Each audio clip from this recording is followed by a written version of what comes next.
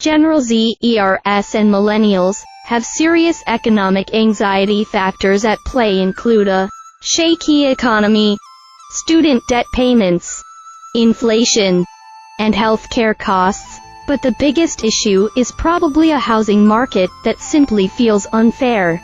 General Z, ERS and millennials are anxious. You see it in survey results, you sense it in anti-capitalist TikTok videos. You hear about it when talking to your friends or colleagues.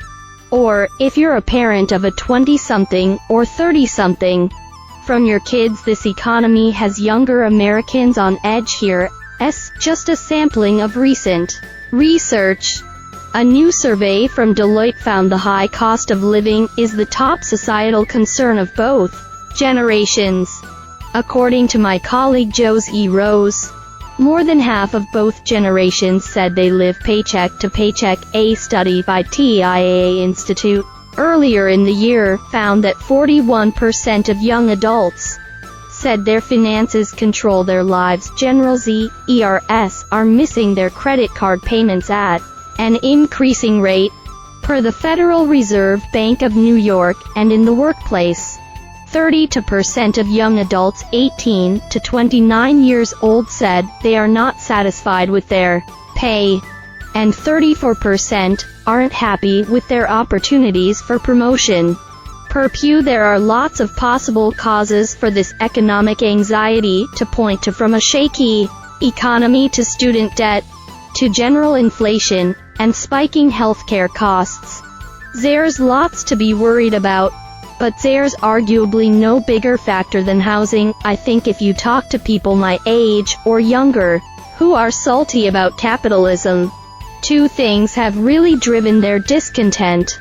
Influential writer and geriatric millennial Matt Yglesias noted earlier this year. One was the long, weak labor market in the wake of the Great Recession, and the other is how badly the housing market functions. When you look at the housing market, it's particularly grim right now. For example, the rent-to-income ratio, or the share of American household gross income needed to rent an average-priced apartment, stood at 29.6% in the first quarter. According to Moody's, that's up from 20.5% back in 1999. The number of metro markets where the average figure exceeds 30%, which is the threshold at which renters are considered to be rent-burdened, now stands at 7. Back in 1999, there was just 1. New York. The housing market has never been this unaffordable for new buyers, according to my colleague Phil Rosen, citing data from the Mortgage Bankers Association. This lack of affordability isn't just in a handful of coastal markets, either of the largest 25 markets. Just for are considered affordable, where monthly payments on new mortgages are less than 25% of household income, per Goldman Sachs, and for those who can afford to buy their own place, they're getting less house per dollar spent, whereas $300,000 could have bought a roughly 2,000 square foot home in March 2000.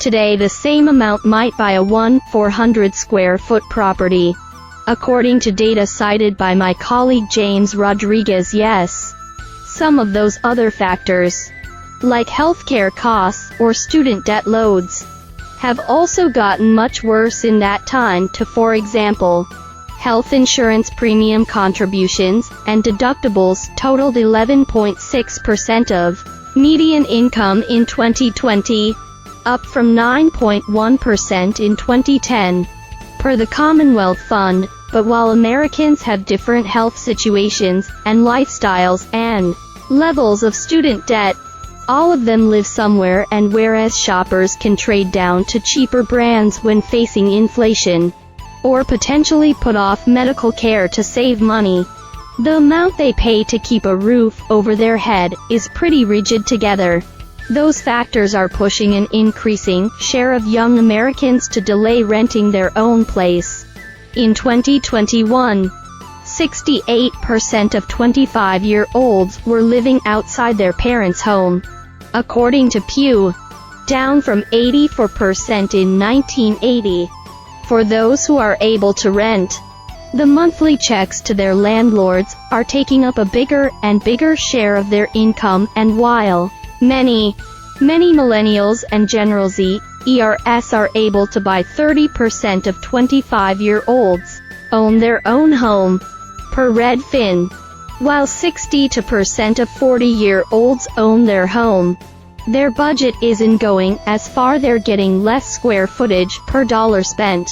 And new buyers are facing mortgage rates near their highest in more than 2 decades. Back in 2021, John Myers, Ben Southwood, and Sam Bowman wrote in journal Works in Progress that a shortage of housing and associated high rents and housing values had contributed to slow economic growth, poor health, climate change, falling fertility, and more. 2 years on, the article is worth revisiting, given in many cases, the outlook for renters and wannabe homebuyers has only gotten worse. They wrote, then, many young people have had to delay forming families, and often take poorly paid, insecure jobs that can barely cover rent and living costs, as the price for living in culturally attractive cities.